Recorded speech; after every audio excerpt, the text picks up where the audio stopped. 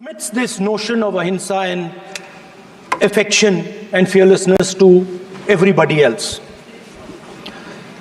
Speaker sir, as I said in my speech, there is an atmosphere of fear. डर का माहौल है हिंदुस्तान में, and that fear has pervaded every aspect of our country. My friends are smiling, but they are also scared. They are scared. Sir मैं आ रहा हूं sir, budget है sir, budget पे ही बोल रहा हूं sir. Sir, you see the problem is, sir, in the BJP only one man is allowed to dream to be prime minister. If the defense minister decides he wants to be prime minister, there is a big problem. There is fear. So this fear has been spread throughout the country, and the question I was asking myself was, why is this fear spreading so deeply? Why is it that my friends in the BJP are terrified, the ministers are terrified, the farmers of India are terrified, workers, youngsters?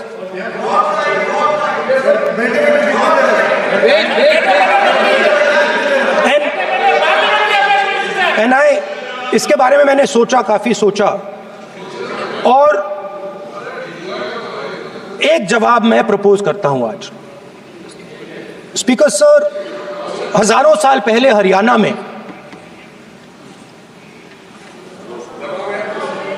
Kurukshetra में एक युवा को, अभिमन्यु को, 6 लोगों ने चक्रव्यूह में मारा था. 6 चक्रव्यूह में फंसाकर मारा था. सर, चक्रव्यूह के अंदर डर होता है, हिंसा होती है, और अभिमन्यु को चक्रव्यूह में फंसाकर, ट्रैप कर 6 लोगों ने मारा. मैंने चक्रव्यूह के बारे में थोड़ी रिसर्च की और पता लगा कि चक्रव्यूह का एक दूसरा नाम होता है, पद्मव्यूह, मतलब लोटस फॉर्मेशन. तो जो चक्रव्यूह होता है स्पीकर सर, वो लोटस के शेप में होता है, कमल के फूल के शेप में होता है. 21वीं सदी में सर एक नया चक्रव्यूह तैयार हुआ है स्पीकर सर, वो भी लोटस की शेप में है सर, और उसका चिन्ह प्रधानमंत्री जी अपनी छाती पर लगा के चलते हैं. सर, जो अभिमन्यु के साथ किया गया था, जो अभिमन्यु को चक्रव्यूह में फंसाया गया था, वही हिंदुस्तान के साथ किया गया है. हिंदुस्तान के युवाओं के साथ, हिंदुस्तान के किसानों के साथ, हमारी माताओं बहनों के साथ, स्मॉल बिजनेसेस के साथ, मीडियम साइज बिजनेस के साथ. सर, अभिमन्यु को 6 लोगों ने मारा था. उनके नाम द्रोणाचार्य, कर्ण, कृपाचार्य, कृतवर्मा, अश्वत्थामा और शकुनी. सर, आज भी चक्रव्यूह के बीच में 6 लोग हैं. सर, चक्रव्यूह के बिल्कुल सेंटर में, चक्रव्यूह में हजारों लोग होते हैं सर, मगर उसके बिल्कुल सेंटर में 6 लोग कंट्रोल करते हैं. तो जैसे उस टाइम 6 लोग कंट्रोल करते थे, वैसे आज भी 6 लोग कंट्रोल कर रहे हैं. चक्रव्यूह को नरेंद्र मोदी जी, अमित शाह जी, मोहन भगवत जी, अजीत दोवल जी, अंबानी और अदानी जी कंट्रोल कर रहे हैं. प्लीज, एक मिनट, प्लीज. नहीं सर, बोलने दीजिए. हाँ, आप बैठिए. माननीय सदस्य, आप संवैधानिक पद पर हैं. आपके कई माननीय सदस्यों ने यहाँ पर मुझे लिख कर दिया है कि जो माननीय सदस्य का सदस्य नहीं है उसका नाम नहीं लें. आपने लिख के दिया है. आपने क्या, आप उसकी पालना करना चाहते हो? स्पीकर सर, गलत. मैं माननीय सर, एक minute, hold on. Speaker sir, अगर आप चाहते हैं तो मैं एक मिनट. मैं प्रतिपक्ष के नेता से ये तो अपेक्षा करूंगा सही कि वो सदन की नियम मर्यादा को बने, ये अपेक्षा करता हूं. आप चाहे नहीं करें, पर मैं अपेक्षा करता हूं. नहीं सर, मैं, अगर आप चाहते हैं सर, मैं NSA का और अदानी और अंबानी का नाम इस लिस्ट से निकाल देता हूं. फिर माननीय सदस्य, आप अगर आप चाहते हैं प्लीज मैं नहीं चाहता, सदन के नियम प्रक्रियाओं से सदन चलता है। अगर आप कहते हैं मैं निकाल देता हूं। नो सदस्य, मैं 3 ही नाम यूज करूं। नहीं माननीय सदस्य, नहीं कहा और आप video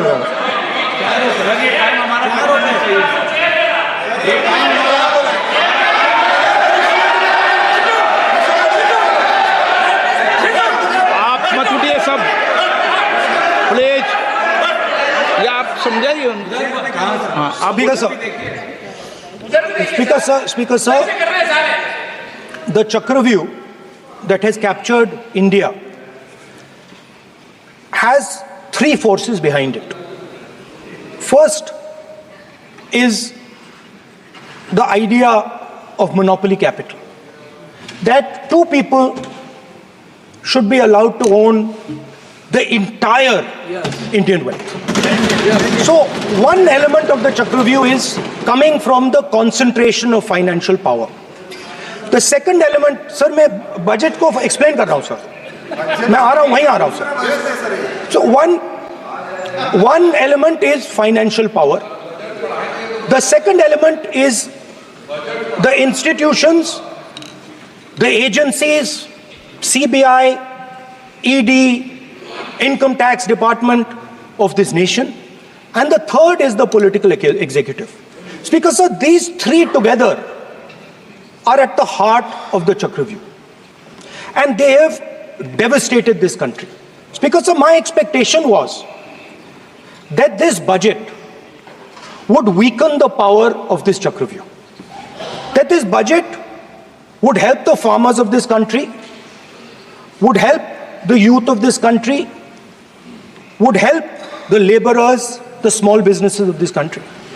But what I have seen is that this budget, the sole aim of this budget, इसकी जो नियत है, it is to strengthen this framework, the framework of big business, monopoly business, the framework of a political monopoly that destroys the democratic structure, and finally the framework of what one can call the deep state or the agencies.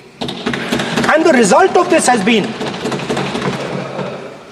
the first पहला काम इस चक्रव्यूह ने क्या किया, जो हिंदुस्तान को रोजगार देते हैं, स्मॉल एंड मीडियम बिजनेसेस हैं, जो करोड़ों युवाओं को रोजगार देते थे, उन पर इस चक्रव्यूह ने आक्रमण किया. कैसे किया? नोटबंदी, जीएसटी और टैक्स टेररिज्म. आप लोग आतंकवाद की बात करते हो, पूरे देश में अगर कोई भी व्यक्ति छोटा बिजनेस चलाता है तो रात को उसको फोन कॉल आता है इनकम टैक्स डिपार्टमेंट से, जीएसटी से, और टैक्स टेररिज्म का वो शिकार बनता है. इस टैक्स टेररिज्म को रोकने के लिए बजट में आपने कुछ नहीं किया है. तो टैक्स टेररिज्म के कारण और ये जो आपकी नीतियां हैं, जो आपने कोविड के समय बड़े बिजनेसेस की मदद की और जो स्मॉल एंड मीडियम बिजनेसेस थे उनको खत्म किया, उसके कारण आज हिंदुस्तान के युवाओं को रोजगार नहीं मिल सकता है. बिल्कुल एक युवा को रोजगार नहीं मिल सकता है. अब फाइनेंस मिनिस्टर बैठी हैं, अब युवाओं के लिए आपने क्या किया? बजट में आपने इंटर्नशिप प्रोग्राम की बात करी और यह शायद एक मजाक है, क्योंकि आपने कहा कि ये इंटर्नशिप प्रोग्राम सिर्फ हिंदुस्तान की 500 सबसे बड़ी कंपनियों में होगा और 99% जो हमारे युवा हैं उनको इस इंटर्नशिप प्रोग्राम से कुछ लेना देना नहीं, कोई फायदा नहीं होने वाला है. तो आपने पहले टांग तोड़ दी और उसके ऊपर आप बैंडेड लगाने की कोशिश कर रहे हैं. मेन मुद्दा आज युवाओं का एग्जाम पेपर लीक है. जहां भी हम जाते हैं आपने बेरोजगारी का चक्रव्यूह बना दिया इनके लिए, और जहां भी हम जाते हैं वो कहते हैं देखिए बेरोजगारी है मगर पेपर लीक भी होता है. तो आपने एक साइड पेपर लीक चक्रव्यूह, दूसरी साइड बेरोजगारी चक्रव्यूह. पेपर लीक मैं आपको बताता हूं 10 साल में 70 बार हुआ है, अगर आप जानना चाहते हैं। अगर आप जानना चाहते हैं 10 साल में 70 बार हुआ है तो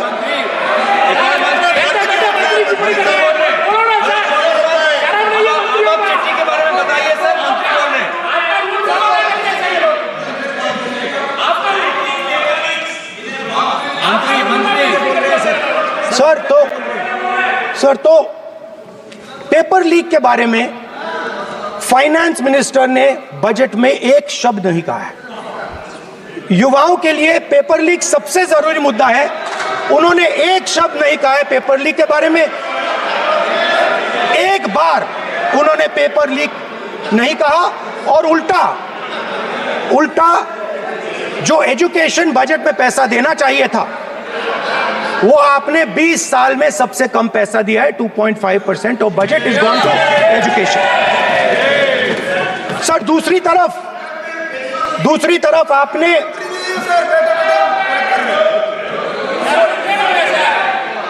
आपकी नहीं मानते सर, ये रनिंग कमेंट्री कर रहे हैं सर। दूसरी तरफ पहली बार सेना के जवानों को आपने अग्निवीर के चक्रव्यूह में फंसाया। सही बात। इस बजट में अग्निवीरों के पेंशन के लिए 1 रुपया नहीं है। आप अपने आप को देशभक्त कहते हो, मगर जब अग्निवीरों की मदद करने की बात आती है, जवानों को पैसा देने की बात आती है, तो बजट में आपको 1 रुपया नहीं दिखाई देता। उनके पेंशन के लिए 1 रुपया आपने नहीं दिया। तो उनको आपने अग्निवीर के चक्रव्यूह में फंसाया।